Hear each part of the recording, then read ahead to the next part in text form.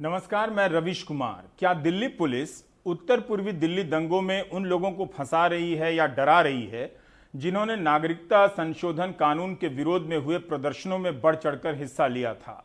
12 सितंबर को खबर आती है कि पूछताछ के दौरान सीपीएम नेता सीताराम येचुरी, जेएनयू की प्रोफेसर जयति घोष, दिल्ली विश्वविद्यालय के प्रोफेसर अपूर्वानंद और योगेंद्र यादव के भी नाम आए हैं। इन सभी को पूरक चार्जशीट में आरोपी नहीं बनाया गया है, मगर नाम है। इन मामलों में सफूरा जरगर, देवांगना कालिता, नताशा नरवाल और गुलफिशा फातिमा जैसे कई आरोपियों ने महीनों जेल की सजा काटी है या काट रही हैं। गुलफिशा, देवांगना और नताशा अभी भी जेल में हैं। इनके बयानों में कई लोगों के नाम आए हैं। दिल्ली पुलिस ने रविवार रात उमर खालिद को गिरफ्तार कर लिया। यूएपीए के तहत आरोप है कि उमर ने राष्ट्रपति डोनाल्ड ट्रंप की यात्रा के दौरान लोगों को सड़कों पर उतरने को कहा और दिल्ली में सांप्रदायिक हिंसा भड़काने का प्रयास किया। उमर खालिद पर देशद्रोह से लेकर भारतीय दंड संहिता की 18 धाराएं लगाई गई हैं, जिनमें हत्या और हत्या के प्रयास के आरोप भी शामिल हैं। मीडिया में छपी रिपोर्ट के मुताबिक उमर खालिद को दिल्ली दंगों की कई घटनाओं का साजिशकर्ता बताया गया है। उमर को पहले भी कई बार पूछताछ के लिए बुलाया जा चुका है। उमर के पिता SQR इलियास ने गिरफ्तारी की सूचना देते हुए ट्वीट किया है कि मेरा बेटा उमर खालिद दिल्ली पुलिस के स्पेशल सेल द्वारा रात 11 बजे गिरफ्तार कर लिया गया। हैशटैग लगाया है कि स्टैंड विद उमर खालिद। पिता अपने बेटे के साथ हैं। यह बाप 4 साल से बेटे का साथ दे रहा है। दूसरा बाप होता तो कॉलेज से नाम कटवाकर शहर ही छोड़ देता। उमर खालिद तो 2016 से ही गिरफ्तारी की आशंका में रहते हैं। गिरफ्तार होने से पहले न्यूज लॉन्ड्री को दिए इंटरव्यू में कहा है कि उनकी गिरफ्तारी के बाद मीडिया में तरह तरह के किस्से चलने शुरू हो जाएंगे। एक नौजवान लड़का 2016 से जेएनयू विवाद के कारण पुलिस और जनता की नजर में है। अमित शाह के गृह मंत्री रहते हुए दिल्ली में हिंसा की प्लानिंग कर रहा था। उस वक्त किसी को खबर नहीं हुई। इस प्लानिंग की जानकारी ना पुलिस को होती है, ना खुफिया विभाग को होती है, वो भी तब जब अमेरिका के राष्ट्रपति ट्रंप का भारत दौरा होने वाला है। दंगों के कई महीनों बाद भी आधार यही है कि भाषण दिया है और किसी ने नाम लिया है। क्या यह उम्मीद की जा सकती है कि दिल्ली पुलिस के पास इससे कुछ अधिक ठोस सबूत होंगे? उमर खालिद के जिस भाषण को आधार बनाया गया है, वो भाषण 17 फरवरी को महाराष्ट्र के अमरावती में दिया गया था। उमर खालिद का कहना था कि भाषण का आखिरी 40 सेकंड का हिस्सा काटकर गलत तरीके से पेश किया गया। उनके अनुसार भाषण के जिस हिस्से से काट छांट कर पेश किया गया, वो अगर पूरा सुना जाए तो कुछ और मतलब निकलता है। हम वादा करते हैं 24 तारीख को जब डोनाल्ड ट्रंप हिंदुस्तान आएंगे तो हम ये बताएंगे कि हिंदुस्तान के प्रधानमंत्री और हिंदुस्तान की सरकार हिंदुस्तान को बांटने का काम कर रही है, महात्मा गांधी के उसूलों की धज्जियां उड़ा रही है, और ये बताएंगे कि हिंदुस्तान की आवाम हिंदुस्तान के हुक्मरानों के खिलाफ लड़ रही है। अगर हिंदुस्तान के हुक्मरान देश को बांटना चाहते हैं तो हिंदुस्तान की आवाम देश को जोड़ने के लिए तैयार है। हम तमाम लोग सड़कों पर निकल कर आएंगे। आप लोग निकल कर आएंगे। बहुत बहुत शुक्रिया। जाते जाते बस एक बात बोलूंगा, ये लड़ाई लंबी है, 50 दिन से हम लड़े हैं, कभी मायूस मत होइएगा। इस भाषण में उमर खालिद तो यही कह रहे हैं कि सरकार लोगों को बांटने का काम कर रही है, तो हिंदुस्तान की आवाम देश को जोड़ने के लिए तैयार है। सड़क पर उतरने की बात कब से देशद्रोह हो गई? इसके पहले भी विदेशी राष्ट्राध्यक्षों के आगमन पर प्रदर्शन होते रहे हैं, दुनिया भर में होते हैं। इस लिहाज से हुंकार रैली, चेतावनी रैली, जनाक्रोश रैली, हल्ला बोल रैली, चक्का जाम प्रदर्शन भी कभी देशद्रोह के दायरे में ना आ जाए और न जाने कितने किसानों और छात्रों पर यूएपीए लगा दिया जाए। क्या पुलिस के पास यही ठोस आधार है या कुछ और भी सबूत है? उमर का कहना है कि उन्हें खुद पर भरोसा है, ऐसा काम किया ही नहीं है, ना बोला है। अगर भाषण ही आधार है तो फिर इन तीनों भाषणों को आप कैसे देखना चाहेंगे?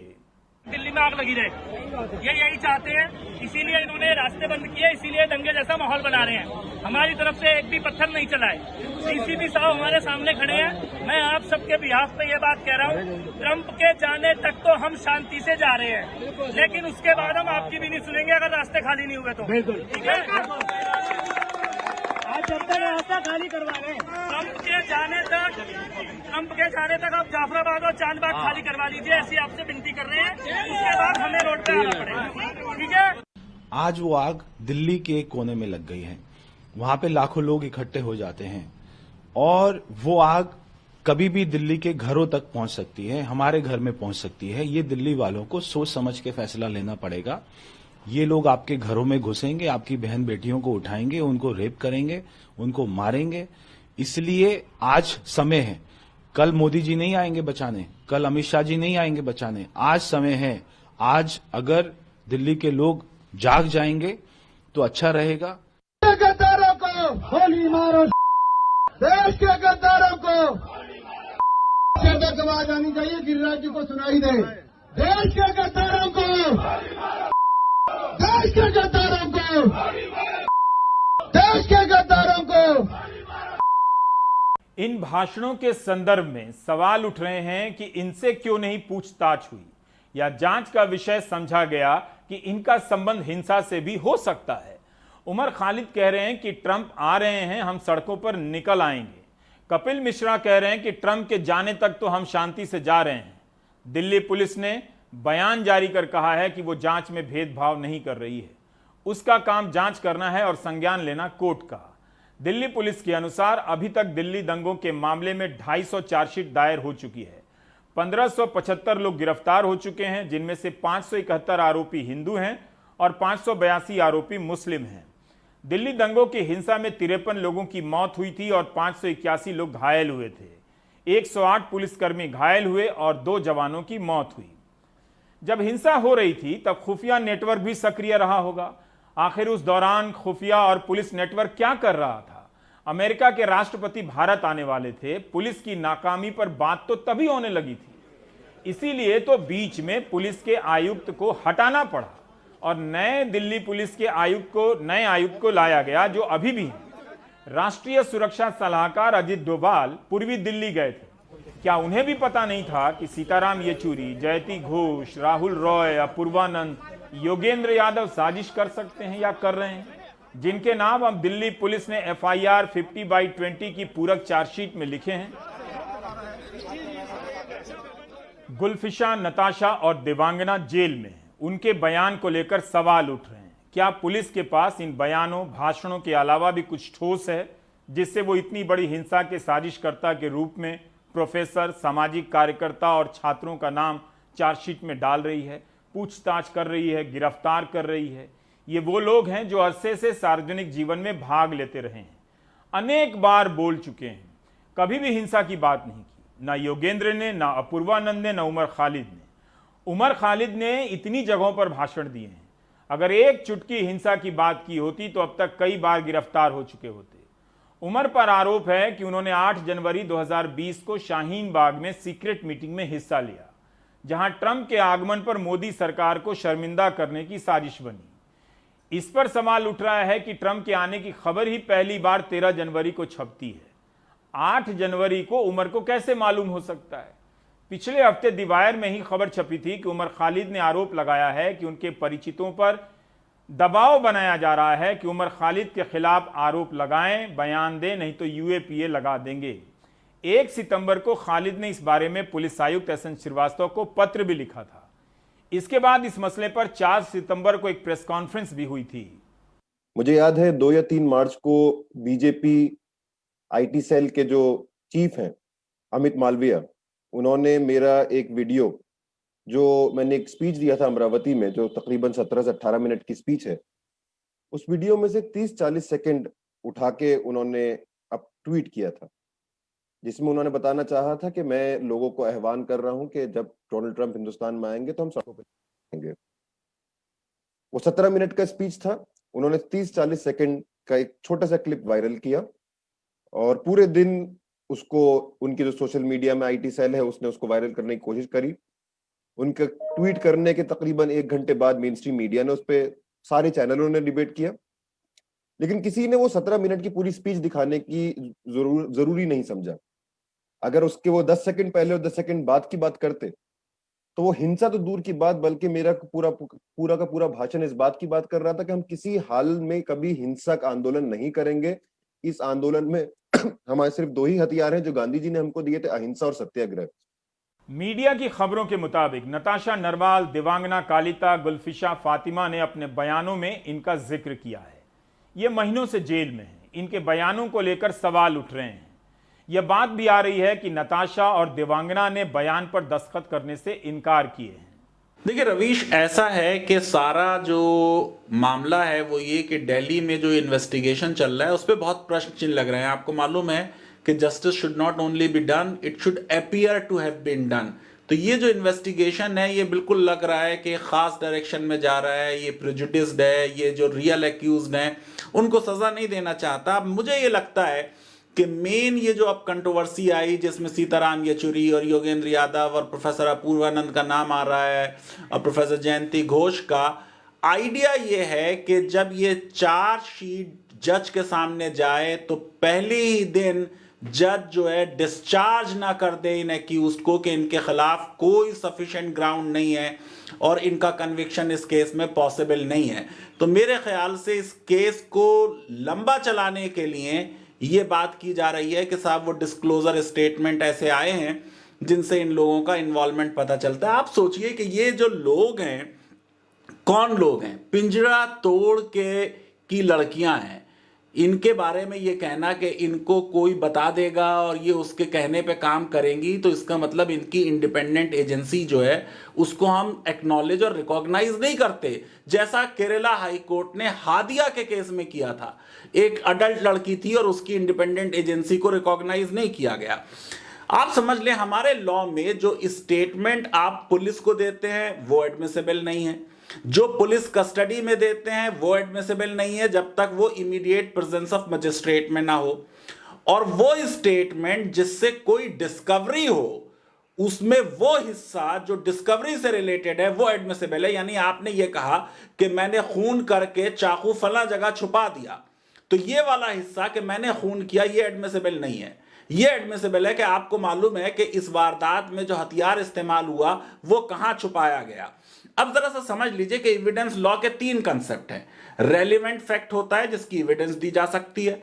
एडमिसिबल फैक्ट वो है, ये एडमिसिबिलिटी लॉ पे बेस्ड है, रेलिवेंसी लॉजिक पे बेस्ड है।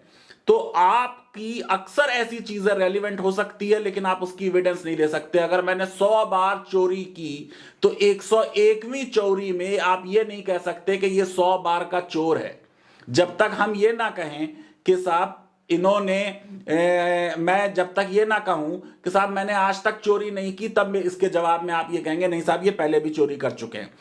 फिर एविडेंशियरी वैल्यू होती है, यानी एविडेंस एडमिसिबल है लेकिन उसका क्या वेट होगा। जैसे एफआईआर की एविडेंशियरी वैल्यू बहुत ज्यादा नहीं है। अगर कई एक्यूज्ड हैं तो एक मुजरिम दूसरे मुलजिम के बारे में बोले उसकी कोई खास एविडेंशियरी वैल्यू नहीं है। कन्फेशन जो है वो एविडेंस नहीं है, क्योंकि एविडेंस की डेफिनेशन सेक्शन 3 में ये है कि जो चीज कोर्ट के सामने स्टेटमेंट दिए जाए वो ओरल स्टेटमेंट है, वो ओरल एविडेंस है। जो डॉक्यूमेंट प्रोड्यूस किए जाए वो डॉक्यूमेंट्री एविडेंस है। मैं ये समझता हूं कि ये बात जो कही जा रही है कि साहब इन लोगों से ये कहा गया कि किसी भी एक्सट्रीम तक हम जाएंगे, उस एक्सट्रीम का मतलब क्या है? अरे भाई प्रोटेस्ट का मतलब क्या होता है, उसमें आखिरी चीज क्या होती है? Fast unto death. ये गांधी जी ने सिखाया। जो हमारी भारत छोड़ो आंदोलन 1942 का था उसमें गांधी जी ने कहा था डू और डाई, और उसमें यह नहीं था कि गो एंड किल। मैं ये समझता हूं वो लोग जिन्होंने भारत के स्वतंत्रता संग्राम में हिस्सा नहीं लिया या 1942 के क्विट इंडिया मूवमेंट में हिस्सा लेने पे अंग्रेजों से माफी मांग ली, वो प्रोटेस्ट की डायनामिक्स को सही से समझ नहीं सकते हैं। तो ये है एविडेंस और पुलिस के सामने दिए गए बयानों का कानूनी पहलू जो फैजान मुस्तफा बता रहे थे। 2018 में कॉन्स्टिट्यूशन क्लब के बाहर उमर खालिद पर गोली चलने की घटना हुई थी। 2016 में जेएनयू का मामला चला। आज तक यह मामला अंजाम पर नहीं पहुंचा। क्या उमर खालिद किसी भी मौके पर विरोध की आवाज दबाने के लिए एक उपलब्ध सामग्री का नाम हो चुका है?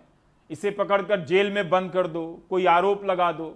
उमर खालिद की गिरफ्तारी से यह बिल्कुल साफ है कि सरकार उन लोगों को निशाना बना रही है जो CAA के खिलाफ प्रदर्शनों में किसी न किसी प्रकार शामिल थे या उसका समर्थन कर रहे थे। सरकार की और सरकार की जांच एजेंसियों की कोई दिलचस्पी फरवरी में दिल्ली में जो हिंसा हुई उसके पीछे का सच पता करने में नहीं है, बल्कि वो उसकी आड़ में उन तमाम लोगों को निशाना बना रहे हैं जो नागरिकता के नए कानून की आलोचना कर रहे थे और उसमें मुखर थे। उमर खालिद के खिलाफ पिछले 5 वर्षों से नफ़रत का माहौल बनाया गया है, ख़ासकर उनको निशाना बनाया गया और घृणा की वस्तु बना दिया गया है।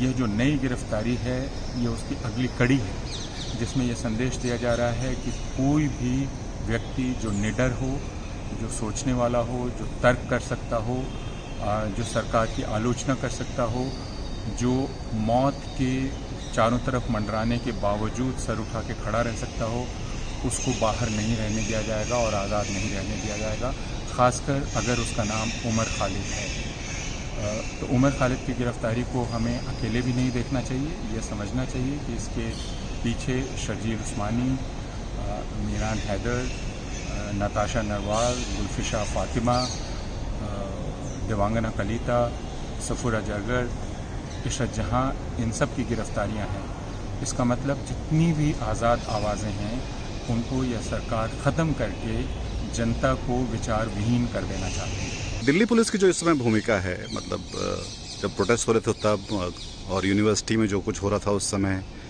फिर उसके बाद दंगों के दौरान और अब, आप उसकी भूमिका को किस तरह से देखते हैं? देखिए, अभी हाल में जो चर्चा हो रही है वह उन लोगों के बयानों के हवाले से, तथाकथित बयानों के हवाले से जो अप्रामाणिक हैं, हो रही है, जो पुलिस हिरासत में कई महीनों से। एक तो उनकी प्रामाणिकता संदिग्ध है, दूसरे उनके हवाले से उन लोगों का नाम लिया जा रहा है जो अध्यापक हैं, बुद्धिजीवी हैं, जो बहुत लंबे अरसे से उन मूल्यों के लिए काम कर रहे हैं जो संविधान के मूल्य हैं, बराबरी का, इंसाफ का, आज़ादी का और बंधुत्व का। वे अहिंसा की बात करते हैं, अहिंसक आंदोलनों की बात करते हैं। अंबेडकर ने जो ये कहा था कि हम जो जनतंत्र का बिरवा लगा रहे हैं उसके लिए ज़मीन तोड़नी है, तो वो ज़मीन को तोड़ने का काम कर रहे हैं।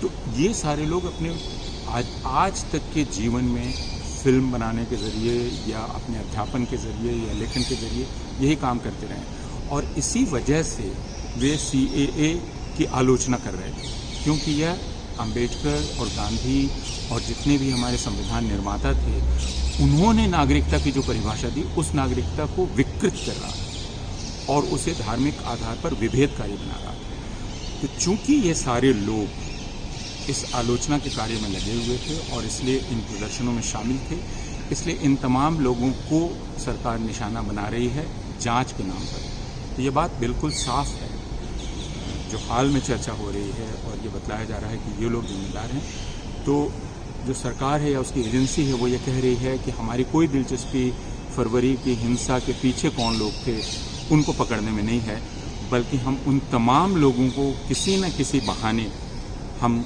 या तो खामोश कर देंगे या जेल में भर देंगे जो सरकार की आलोचना कर रहे हैं और जो समानता के नाम पर और संविधान के नाम पर काम कर रहे हैं। इसी तरह बेंगलुरु में एक लड़की के भाषण की चर्चा हुई थी। 19 साल की अमूल्या लियोना के घर तक पर हिंसा हुई। करीब 4 महीने तक उसे जेल में रखा गया।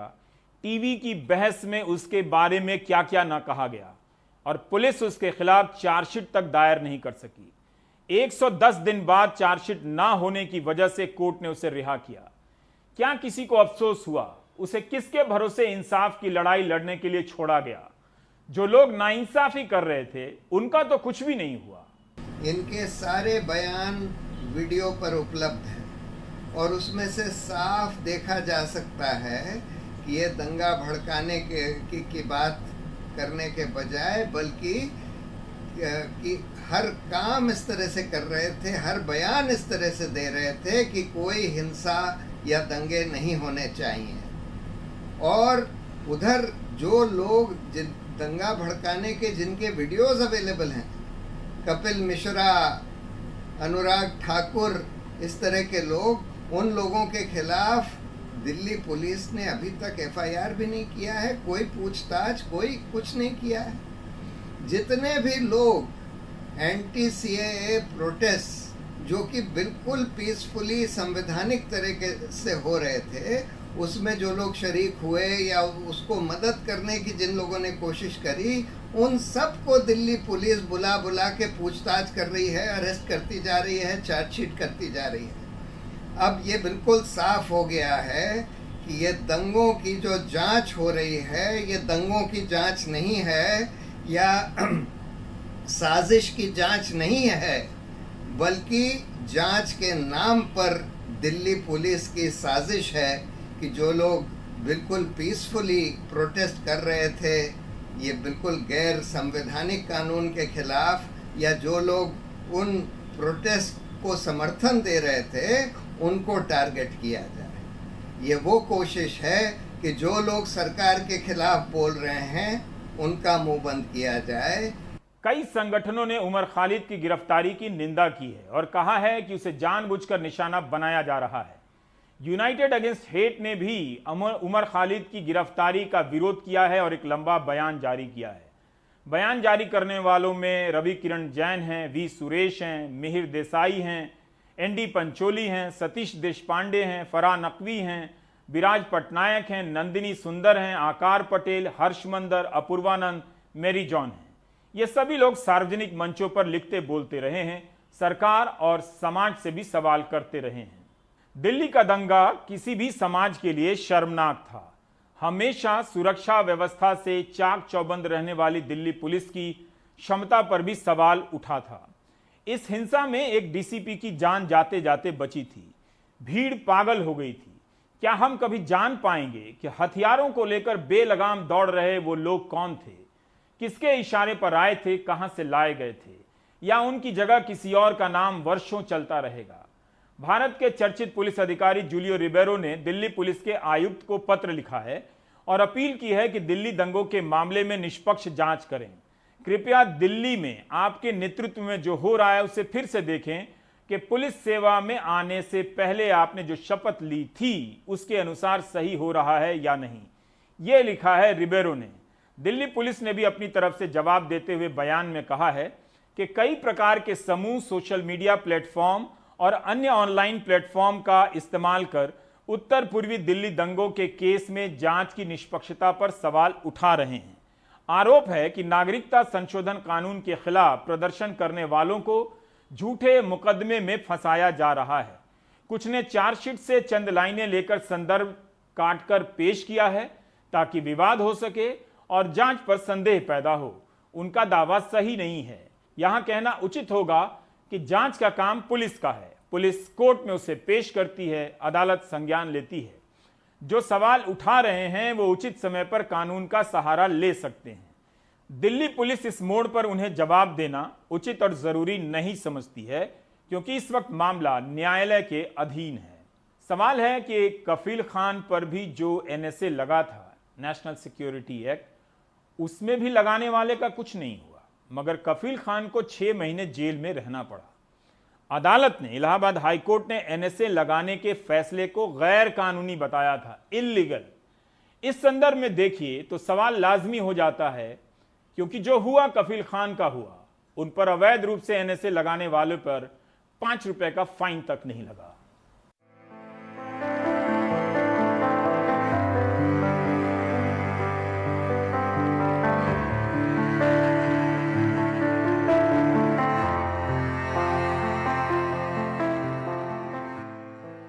लोकतांत्रिक जीवन बगैर धरना प्रदर्शन के पूरा नहीं हो सकता है।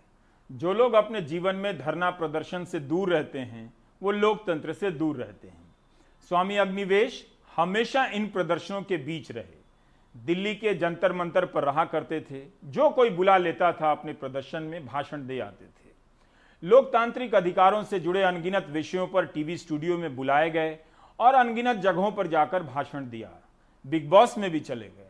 उन्होंने अपनी भागीदारी से कई तरह के अंतर्विरोध की नई रेखाएं भी खींच दी, मगर विरोध का काम जारी रखा। तभी तो दिल्ली से बहुत दूर झारखंड के पाकुड़ में वे आदिवासी समाज के कार्यक्रम में जाते हैं और उन पर हमला होता है। उनकी पगड़ी उछाल दी जाती है। इतना मारा गया कि अग्निवेश को गहरी चोट पहुंचती है। इस साल 17 जुलाई को उन्होंने झारखंड के मुख्यमंत्री हेमंत सोरेन को पत्र लिखा, क्योंकि 17 जुलाई 2018 को ही उन पर हमला हुआ था। आरोपी आनंद तिवारी, पिंटू मंडल, अशोक प्रसाद, शिव कुमार साहा, प्रसन्न मिश्रा, बादल मंडल सहित कई लोगों के नाम एफआईआर में आए थे। एक पूर्व शिक्षा मंत्री, प्राध्यापक और सन्यासी को इस तरह से मारा जाता है और ऐसे मामले में भी 2 साल बीत जाने पर कोई कार्रवाई नहीं होती है, इंसाफ नहीं मिलता है। हेमंत सोरेन को लिखे अपने पत्र में स्वामी अग्निवेश ने लिखा है कि वे 2 साल से अपने लीवर का इलाज करा रहे हैं। पाकुड़ के हमले में चोट के कारण लीवर खराब हो गया।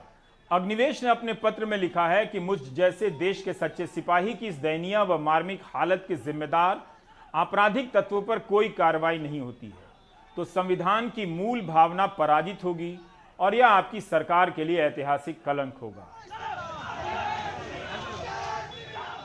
क्या हेमंत सोरेन सुन रहे हैं?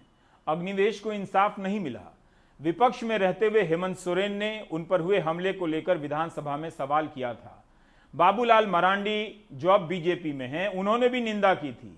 18 जुलाई 2018 को रांची में सारा विपक्ष एकजुट होकर इस हमले की निंदा कर रहा था। कांग्रेस नेता सुबोध कांत सहाय भी थे, लेकिन अब विपक्ष की सरकार होने के बाद भी उस हिंसा को आराम से भुला दिया गया। सतत प्रदर्शनों में शामिल होकर विरोध परंपरा को जीवित रखने वाले अग्निवेश अपने ऊपर हमला करने वालों को सजा नहीं दिला सके। हेमंत सोरेन भूल गए। मुझे नहीं मालूम कि उनकी मौत की खबर सुनकर हमलावरों ने क्या सोचा होगा। क्या वे खुश हुए होंगे कि अब यह केस खत्म हो गया, ये आदमी मर गया। 21 सितंबर 1939 को आंध्र प्रदेश के श्रीकाकुलम में पैदा हुए थे। 4 साल की उम्र में पिता गुजर गए तो छत्तीसगढ़ में मामा के यहां पले बढ़े। कोलकाता के सेंट जेवियर कॉलेज में मैनेजमेंट के लेक्चरर बने। वकालत की डिग्री ली तो प्रैक्टिस भी की। सब्यसाची मुखर्जी के जूनियर के तौर पर रहे, जो भारत के मुख्य न्यायाधीश बने। छात्र जीवन से ही धार्मिक कर्मकांडों और अंधविश्वासों से लड़ने की आर्य समाज की परंपरा के वाहक बन गए। कोलकाता से हरियाणा आकर विधायक बन गए और शिक्षा मंत्री। फरीदाबाद में पुलिस की गोली से 10 मजदूर मारे गए थे। उसके विरोध में इस्तीफा देकर आजीवन आंदोलनरत हो गए। बंधुआ मजदूरों की मुक्ति के लिए काम किया, जिसकी सभी ने सराहना की। अदालत से लेकर संसद तक को बंधुआ मजदूरी के प्रति संवेदनशील होना पड़ा। कई सकारात्मक फैसले आए, कानून बने। दिल्ली में किसी भी मुद्दे पर आंदोलन होता था, अग्निवेश दिख जाते थे। दिल्ली नहीं, असम में चल रहे छात्र आंदोलन में हिस्सा लेने पहुंच गए तो बिहार जाकर जेपी आंदोलन में काम करने लगे। भारतीय किसान यूनियन के संघर्ष में साथी हो गए और नर्मदा बचाओ आंदोलन में भी।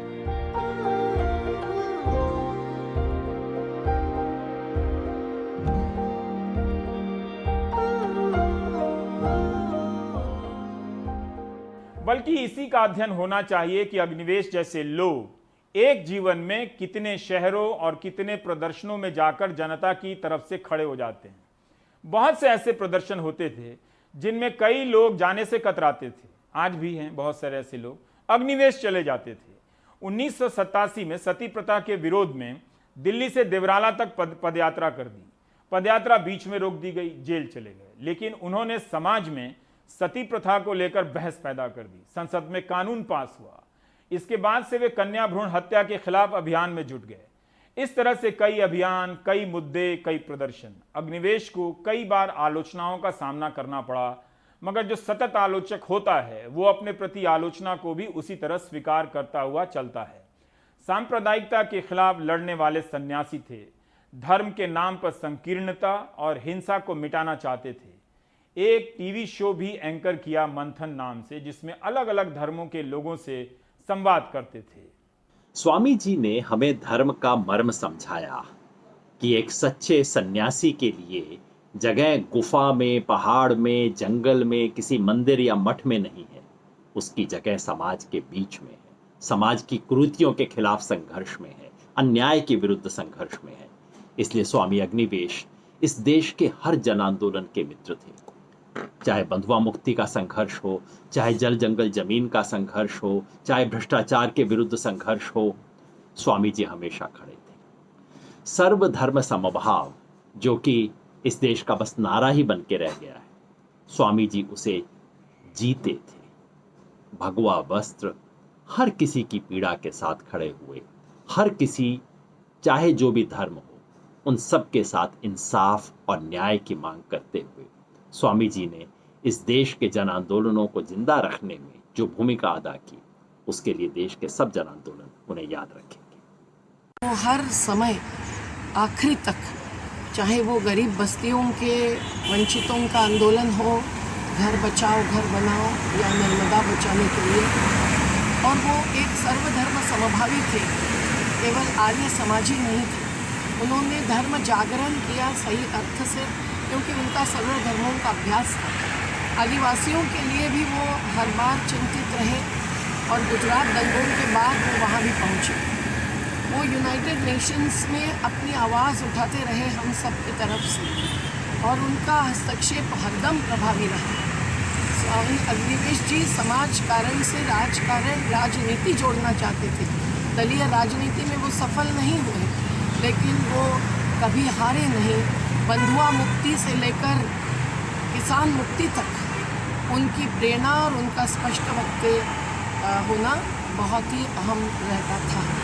आज जंतर मंतर पे कोई भी आंदोलन चलेगा तो स्वामी अग्निवेश जी की कमी महसूस होगी। सूचना के अधिकार में वो 1996 में ब्यावर में जो पहला धरना हुआ उसमें आए।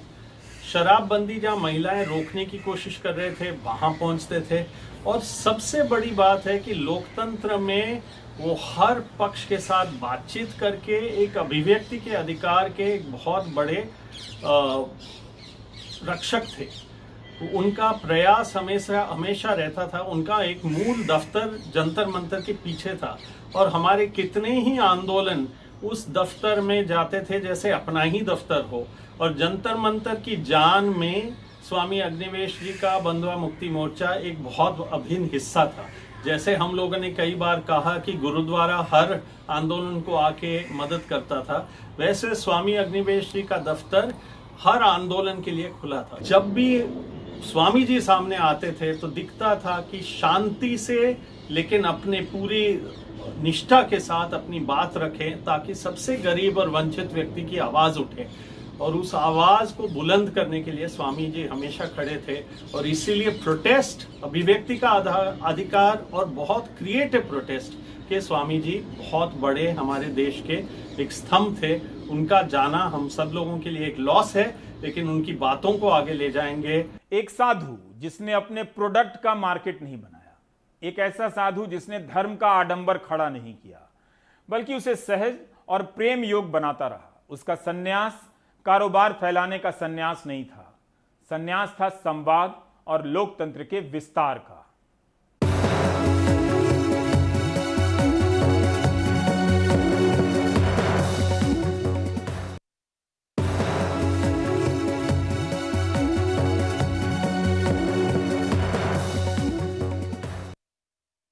मध्य प्रदेश में एक घोटाले की खबर आ रही है। अनुराग द्वारी बता रहे हैं कि किस तरह एक नेक्सस काम करता है और किसानों के कल्याण का पैसा कंपनियों को ट्रांसफर किया जाता है और उसके बदले में घटिया उपकरण किसानों को दिए जाते हैं। नमामि देवी नर्मदे योजना के तहत करोड़ों पेड़ लगाने का दावा किया जाता है, गिनीज बुक में दर्ज होने का ऐलान होता है, मगर वो पेड़ बहुत सारे कागज पर रह जाते हैं। ये घोटाला क्या है, किस तरह से ऑपरेट करता है, इस रिपोर्ट में देखिए।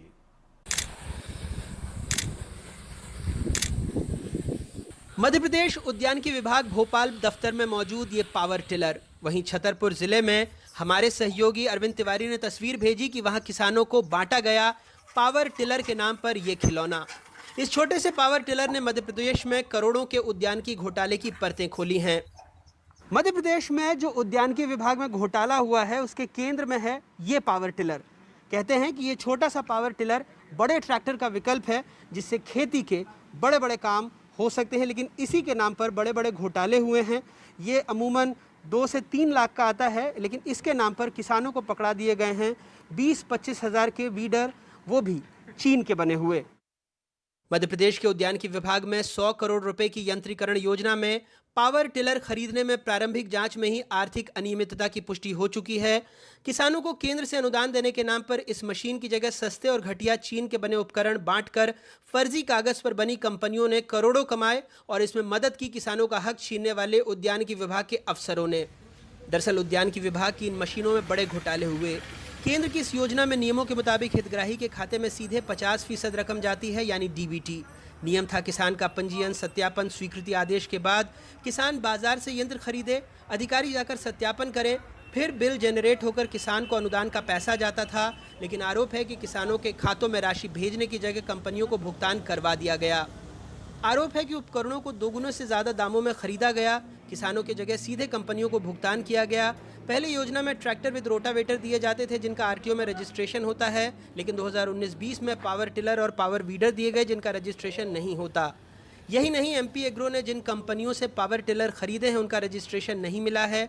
सूत्रों के मुताबिक साल 2019-20 में अफसरों ने किसानों को 1.5 लाख रुपए कीमत के पावर टिलर की जगह 21 से 52 हज़ार रुपए के सस्ते पावर वीडर और पावर स्प्रेयर बांटे। ये सारे कृषि यंत्र मेड इन चाइना हैं। दरअसल सारा विवाद इस दफ्तर यानी एमपी एग्रो से शुरू हुआ। डीबीटी खत्म करके एमपी एग्रो से खरीदी शुरू हुई। आरोप लगे कि सप्लायर एमपी एग्रो में रजिस्टर्ड नहीं थे, उन्हें फ़ायदा पहुंचाने ऐसे आदेश निकाले गए कि कंपनी के खाते में अनुदान की राशि जा सकती है। काम को भी ऑफलाइन करने के आदेश दे दिए गए ताकि घटिया काम, भ्रष्टाचार नज़रों से बचे रहें। जाहिर सी बात है, घटिया मशीन है सो किसानों के किसी काम की नहीं। मोटी की ज़मीन है, वो काम नहीं करती। फिर क्या है? फिर क्या दिक्कत जाती है इसमें? दिक्कत अब क्या है, रखी रहेगी, कोई काम। मशीन में क्या क्या दिया? मशीन में ट्रैक्टर में दिया, उसका थोड़ी रोडर में दिया और कल्टीवेटर नहीं दिया गया। खुद उद्यान की विभाग के अफसर कह रहे हैं जो सामग्री दी गई वो टिलर का विकल्प नहीं। 85,000 जो है किसान को सब्सिडी देने का है मॉडल वाइज।